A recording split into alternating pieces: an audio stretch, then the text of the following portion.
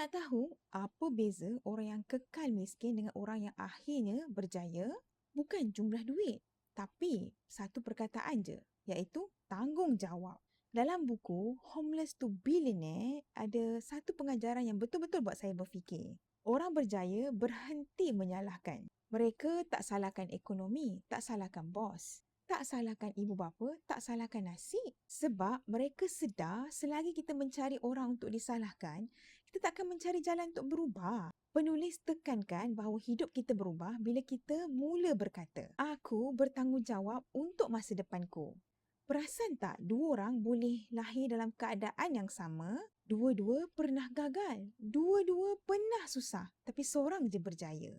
Seorang lagi kekal di tempat yang sama. Bezanya bukan apa yang berlaku dekat mereka. Bezanya ialah bagaimana mereka bertindak balas kepada apa yang berlaku.